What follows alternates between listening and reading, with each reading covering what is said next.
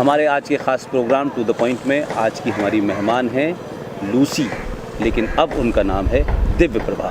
वो इस समय काशी में हैं और भारतीय संस्कृति और संस्कृत के बारे में प्रचार प्रसार में लगी हुई हैं। हम उनसे पूछते हैं कि उनका भारत कैसे आना हुआ और वो संस्कृति और संस्कृत के बारे में कैसे उनको इन्फ्लुएंस हुआ और किस तरह से वो मुतासिर हुई और वो काशी में आके बस गई और यहाँ के छोटे छोटे बच्चों को भारतीय संस्कृति के बारे में और संस्कृत के बारे में एक लंबा उनका समय यहाँ गुजरा और वो उनको पढ़ा रही हैं, प्रचार प्रसार में लगी हैं। आज वो हमारे साथ हैं। लूसी जी, आप दिव्य प्रभा हो चुकी हैं।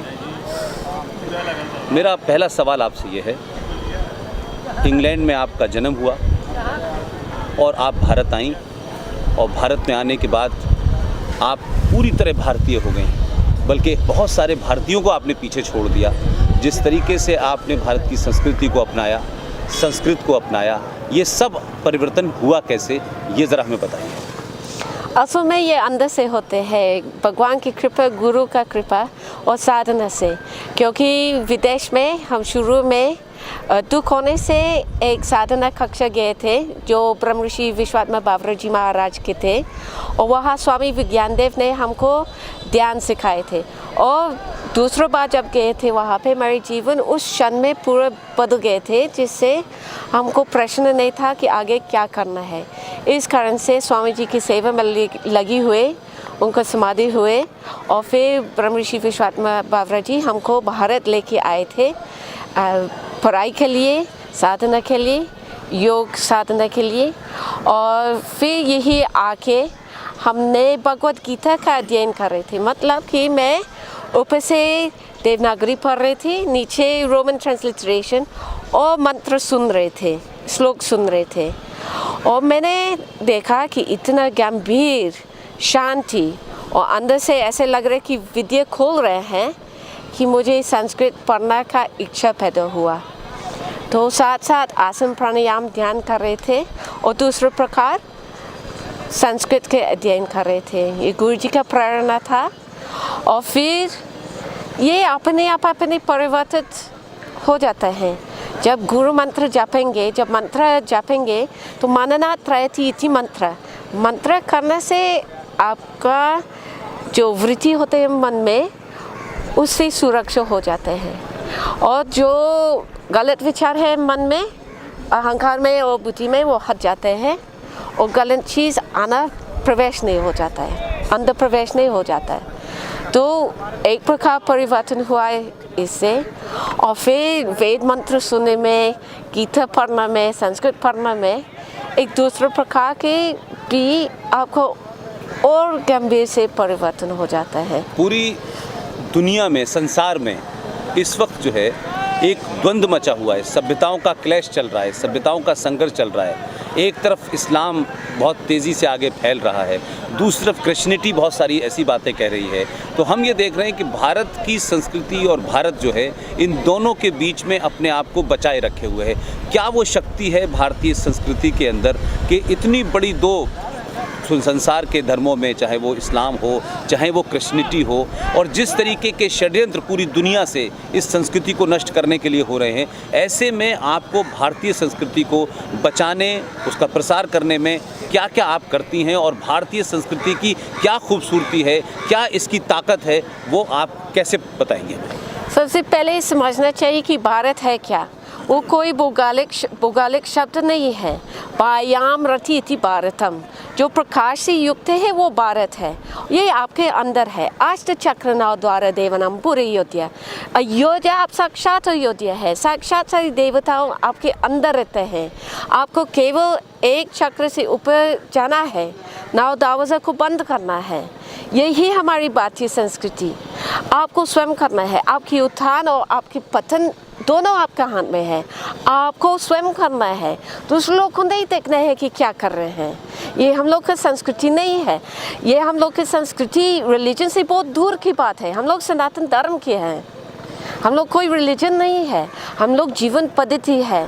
हम लोग को साधना करने वाली है। हम भगवान के नाम लेने वाली है। वेद इत्यादि अपने से सुरक्षित है। कोई वेद थोड़ी नष्ट कर पाएंगे, लेकिन विश्व में युद्ध बंद करने के लिए हमको स्वयं अंदर से शांति पाना है, हमको अंदर से स्वयं युद्ध बंद करना है, क्योंकि मेरी राक्षस और देवता की युद्ध स्वयं अंदर होते हैं। हमको स्वयं देवी जैसा बनवाना है, तभी उसको आगो बगो वाली को प्रभाव हो जाता है। हमको स्वयं चमकना है, हमको स्वयं विद्या पाना है। विद्या या अमृतम आश्नुते।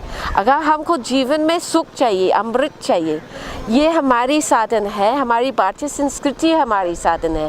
पैसा और इत्यादि ये कोई साधन नहीं है, हमको स्वयं करना है, हमको स्वयं देखना है कि हो रहे हैं, और हम ही स्वयं करना है। और मेरे करने से दूसरे लोग अगो बगो में स्वयं शांति पाएंगे, फिर ये लोग भी स्वयं करने लगेगा। कि जैसे मान लीजिए मेरे अंदर एक बाल्टी है, और मान लीजिए मेरी बाल्टी के अंदर नीला पानी है, और बगो वाली की पानी का सफ़ेद है। हमारी बाल्टी, मेरी शक्ति, उनकी शक्ति मिलने से दोनों नीला हो जाएंगे। लेकिन सबसे बड़ी प्रॉब्लम है इस विश्व में, व्यक्तिगत हम लोग अपने को समझते हैं। राजगुण, तमोगुण, सतोगुण सभी लोग इसका मिश्रित है मन में, लेकिन असल में हमारी बुद्धि प्रतीक मणि जैसा है, ऐसे सभी लोग को इसी प्रकार है। लेकिन हमारी व्यक्तिगत सोच होने से किसी को नीला है, किसी को लाल है, तो समझिए कि हमारी बुद्धि के सामने हमने लाल चश्मा रखा, आपने नीला चश्मा रखा है, और फिर कोई पीला वस्त्र है सामने, हम देखेंगे केसरी रंग, आप देखेंगे हरा रंग, पक्ष पंक्तियाँ अलग अलग। आप नहीं मानेंगे मेरे पक्ष, हम आपकी पक्ष नहीं मानेंगे। तो हम लोग भारतीय संस्कृति के आधार पर अपने को प्रतीक मणि जैसे बनाना है, जैसे हम सत्य ही जानकारी हो जाएगा। सत्यम ज्ञानम अनंतम ब्रह्म। हमारी जीवन का लक्ष्य पुरुषार्थ चतुष्टयम, धर्म अर्थ काम मोक्षाना पुरुषार्थ चतुष्टयम, है ना। हमको स्वयं करना है, दूसरे लोग क्या कर रहे हैं जाने दीजिए। सभी लोग एक समय पूरे विश्व में कभी नहीं होगा कि सभी लोग एक ही वृत्ति होगा, क्योंकि ये तीन गुण ये प्रकृति का नियम है। लेकिन हमको देखना है कि मेरी त्रिगुण रहित हम जा रहे हैं, हम भी इस प्रतीक मणि जैसे हो रहे हैं, तभी हमको सत्य समझेंगे, है ना। सभी लोग एक ही चीज़ से आए हैं, लेकिन पतन हो चुके हैं कुछ लोग का, लेकिन उत्थान मेरे हाथ में स्वयं है। पतन का रास्ता बहुत सरल है, उत्थान करना बहुत कठिन है। लेकिन अगर केवल एक चक्र से दूसरे चक्र जाएंगे, तभी भी केवल 7-8 जन्म की बात है। मैं इससे आगे बढ़ के जो वर्तमान की स्थिति है उस पर एक मेरा सवाल ये है कि क्या आप नहीं देख रही हैं, अब आप भारत में हैं, हमारे देश में और ख़ास तौर से जहां आपका जन्म हुआ, उन तमाम देशों की तरफ से बहुत सारी बड़ी तादाद में भारत में मिशनरी आ रहे हैं आजकल, और एक तरफ यहाँ भारत में जो इस्लाम के मानने वाले लोग हैं वो ये कहते हैं कि हमारी किताब ये कहती है, बाइबल ये कहती है, कुरान ये कहता है कि जो दूसरे मत के लोग हैं उन्हें अपने मत में लाओ, चाहे ताकत से लाओ, चाहे डरा के लाओ, चाहे लालच को लाओ। तो एक कन्वर्जन जो है, धर्मांतरण जो है भारत में एक बड़ी समस्या है। यहाँ भोले भाले आदिवासी हैं उनको बदला जाता है, जो गरीब लोग हैं उनका धर्म बदला जाता है। इससे भारत को कैसे बचाया जाए, भारतीय संस्कृति को कैसे इससे सुरक्षित रखा जाए, हिंदुओं को कैसे समझाया जाए, उन देशों के लिए जो धर्मांतरण कर रहे हैं और भारत में जो धर्मांतरित हो रहे हैं, उन दोनों के लिए आपका क्या मैसेज है? देखिए, भारतीय संस्कृति जीवन पद्धति सभी लोग के लिए है, पूरे विश्व में। ये कोई देश की सीमा की बात नहीं है। लेकिन जब तक लोग इसको लाभ नहीं समझ आ रहे हैं, तो आधुनिक लाभ समझेंगे ना दूसरे का। तो लोग प्रैक्टिकली अपने जीवन में स्वयं लेना चाहिए, और ये शिक्षा दीक्षा इत्यादि हम लोग को स्वयं अपने जीवन में लेना चाहिए, जिसको समझ आ रहे हैं इस बात।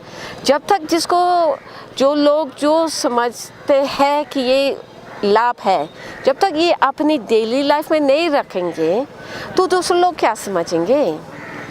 पहले अपने को मजबूत करना है, तभी लोग स्वयं देखेंगे उसका लाभ। देखिए, योग इत्यादि बाहर में इतना गंभीर से उसको अध्ययन नहीं हो रहे, लेकिन आसन तो हो रहे हैं ना विदेश में। क्यों हो रहे हैं? क्योंकि लोग उसको लाभ समझ आ रहे हैं।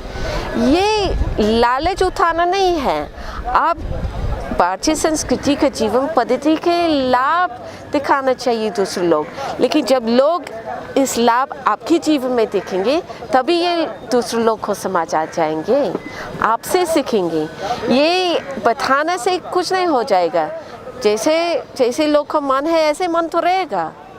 लेकिन जब प्रैक्टिकली लोग देखेंगे, ओ आसन करने से मेरी हम स्वस्थ हो जाते हैं, प्राणायाम करने से और ध्यान करने से देखेंगे मेरी मन शांति हो जाते हैं, गुरु मंत्र करने से देखते हैं कि बड़ी गंभीर शांति और विद्या भी पा रहे हैं, तभी लोग आगे करेंगे, है ना। और भी अलग अलग हमारी भारतीय संस्कृति में व्यवस्था है कि किंडरगार्टन क्लास से पीएचडी तक अध्ययन हो सकते हैं, क्योंकि हर एक व्यक्ति नहीं समझेंगे, क्योंकि मन अलग अलग है। किसी को वो संप्रदाय समझेंगे, कोई उस संप्रदाय समझेंगे, तो बहुत सारे रास्ते हैं। पर्वत एक है, रास्ते बहुत अलग अलग है। एक रास्ता नहीं है कि इस रास्ते से चलना चाहिए, अलग अलग रास्ता हो जाएगा। लेकिन जब तक व्यक्ति स्वयं नहीं समझते हैं कि इसमें लाभ क्या है, तो कैसे इस पर चलेंगे।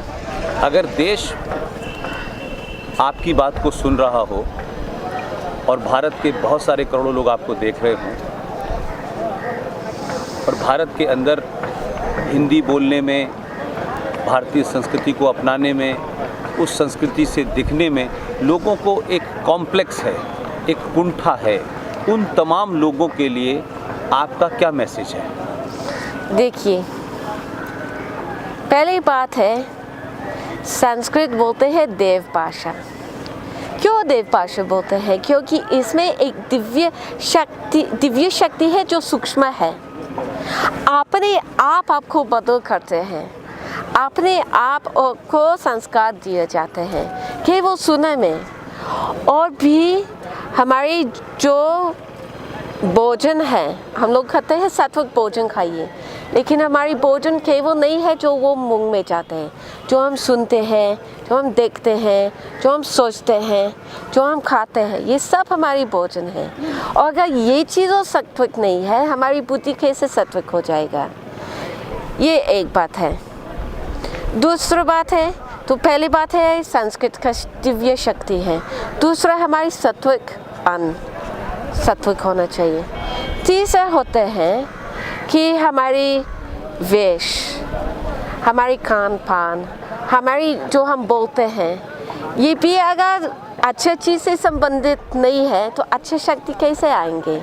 देखिए, हमारी भारतीय संस्कृति में जैसे धोती, कुर्ता, साड़ी कितना सुंदर है। मैं साड़ी नहीं पहनती हूँ क्योंकि सुंदर लगते हैं मुझे। मैंने अनुभव किए हैं कि जब मैं धोती पहनती हूँ कुछ और लगते हैं अंदर से।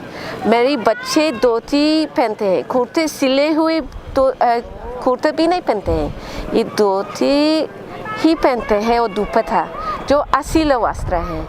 ये जब आप भारतीय संस्कृति से संबंधित वस्त्र भी पहनेंगे, आप देखेंगे कि भी जब पहन रहे हैं गलत काम नहीं करेंगे। जैसे खड़े होके गले में चाय पी रहे हैं, नहीं करोगे, कोई देखेगा तो आप गलत चीज़ नहीं करेंगे, क्योंकि आप अपनी इज्जत को बचाना चाहते हैं। लेकिन आपको स्वयं इसी प्रकार बनवाना पड़ता है सारी चीज़।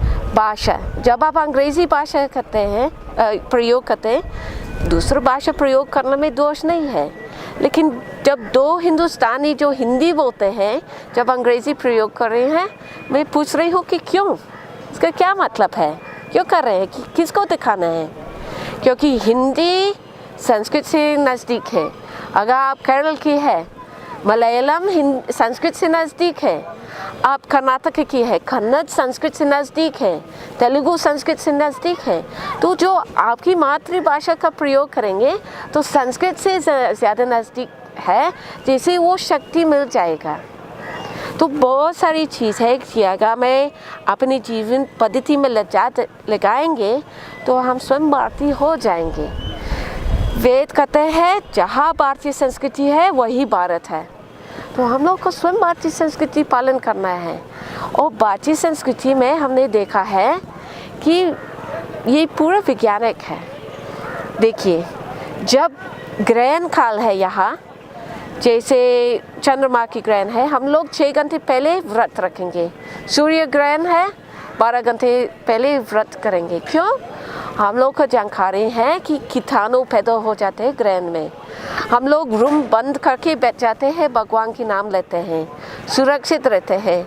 और फिर ग्रहण खत्म होने पर तत्काल वस्त्र बदल जाते हैं, नहाते हैं, फिर भोजन खाते हैं, पानी पीते हैं। विदेश में क्या करते हैं, ये बाहर बैठ जाते हैं, ग्रहण की किरणों में बैठ जाते हैं। लेकिन हम लोग जानते हैं ये गलत है। हम लोग पहले 100 वर्ष तक रहते थे, उम्र पहले 100 वर्ष होता था, अभी 60 उम्र होते हैं एवरेज, है ना? क्यों? भारतीय संस्कृति में पूरा सुविधा था। पहले हम लोग जूठा नहीं खाते थे, हम लोग पहले सीले वस्त्र में बैठ नहीं जाते भोजन काल में। क्यों? आप समझिए कि सीला वस्त्र में छोटी छोटी छेद होते हैं ना वस्त्र में, वही कीटाणु बैठ जाते हैं ना, उसको मांजने में बड़ी मुश्किल से निकलते हैं। तो मेरी शुद्ध वस्त्र हो जाते हैं, बैक्टीरिया कम हो जाएगा। हम जूठा नहीं खाते हैं, जैसे दूसरे लोग का बैक्टीरिया नहीं खाएंगे। बहुत सारी चीज़ है, इसलिए पहले 100 वर्ष रहते थे, शांति भी रहते थे, क्योंकि हम लोग भगवान को मानते थे, विश्वास रहते थे, अंदाज में नहीं, साक्षात ज्ञान होता था। अब स्वयं देखिए कि ऋषि लोग और आजकल क्या स्थिति थे। हम लोग को ऋषि जैसे बनवाना है, वही जाना है, तभी मोक्ष की बात हो जाएगा। अभी शास्त्रों को समझने के लिए अगर मैं अनुवाद में पढ़ती हूँ, तो मैं जो अनुवादक का है उसका मन को समझ आ जाएंगे, क्योंकि जैसे उसका मन है इसी प्रकार अनुवाद हो जाएगा। अगर हमको शास्त्रों को समझना है, हमको स्वयं साधना करना है, और हमारी मन, अहंकार, बुद्धि, हमारी शक्ति ऋषि के तुल्य ही होना चाहिए। जब हम ऋषि जैसे होंगे तभी हम समझेंगे कि ऋषि ने क्या लिखा है, नहीं तो हम अपने मन जैसे समझेंगे। और मेरे मन में तीनों गुण बसा है, हम तीनों गुण के ऊपर जाने हैं, तभी हम समझेंगे कि वेद हमको बताया क्या, पुराण क्या बताया, गीता क्या बताया। और कोई भी ग्रंथ पढ़ेंगे, सभी लोग एक ही चीज़ बताते हैं, हमारी प्राण पानो समं कृत्वा, ओंकार भी बात करते हैं। देखिए रामायण में, तुलसीदास की रामायण में भी बताया गया है, मेरे नाम एक बार से ढंग से लेने से हम आपको काली युग सतयुग तक चलाएंगे, लेके जाएंगे। हम लोग को हमारी युग यही की बात होते हैं। हम लोग को काली युग तो भोगना नहीं है, आपके ऊपर है।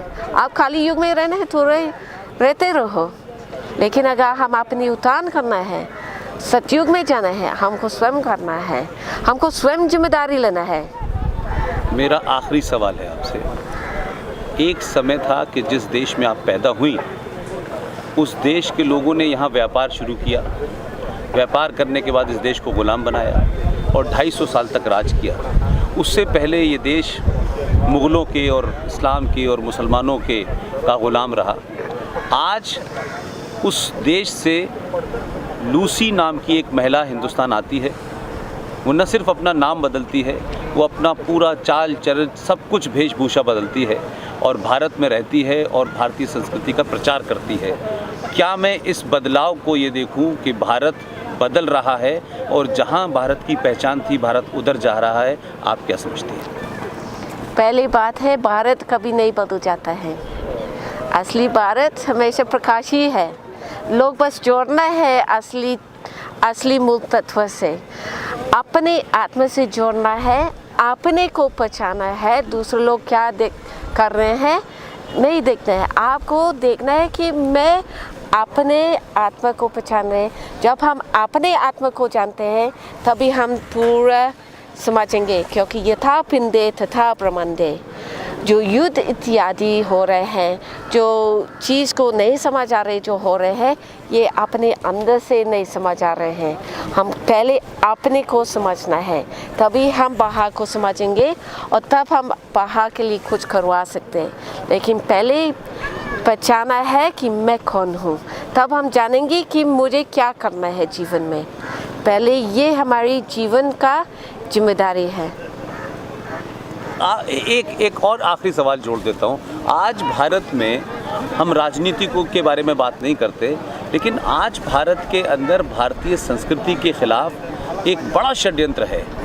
जो यहाँ रह रहे हैं, बरसों से रह रहे हैं, उन्होंने भारतीय संस्कृति को माना नहीं माना, लेकिन हम ये देखते हैं कि भारतीयता की पहचान और भारतीय संस्कृति के लिए वो लगातार हर दिन एक बड़ा खतरा बन रहे हैं।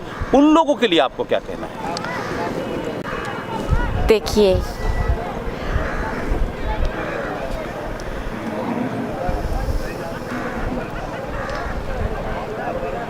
अगर मेरी इच्छा पूर्ति होते हैं, हम देखेंगे पूरे विश्व में भारतीय संस्कृति हो जाएगा। क्योंकि मैंने देखा है कि मेरे जीवन में इतना लाभ हुआ। हमको पहले सुख नहीं था, इतना धन था हमारे पास, हम कुछ भी खरीद सकते थे, लेकिन मेरे पास सुख शांति नहीं था। लेकिन मैंने देखा कि भारतीय संस्कृति पालन करने से, उसको पद्धति से चलने से, हमारे जीवन में रखने से हमारी पूरा जीवन बदलाव हुआ। मैं आनंद में ही रहती हूँ, इसमें कोई संदेह नहीं है।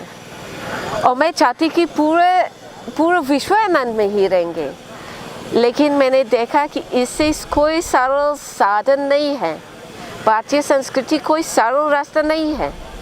अगर सभी लोग भारतीय संस्कृति दोबारा अपने जीवन में रखेंगे, ये सुख शांति और आनंद से ही रहेंगे, आनंद पूर्वक ही हो जाएगा। ये इसके लिए मैं निश्चित हूँ।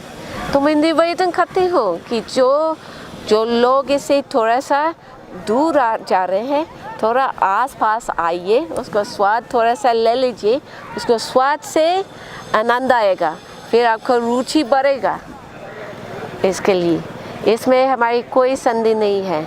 मैं जानती हूँ अगर किसी को परफेक्ट लाइफ चाहिए, ये भारतीय संस्कृति के माध्यम से हो जाएगा।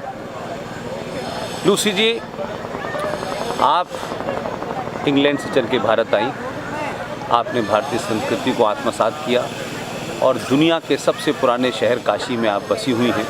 आप बहुत बड़ा काम कर रही हैं। आपने विदेशियों को भी संदेश दिया, भारत के लोगों को भी संदेश दिया। हमारे लिए समय निकाला, इसके लिए आपका बहुत बहुत धन्यवाद। प्रणाम, धन्यवाद।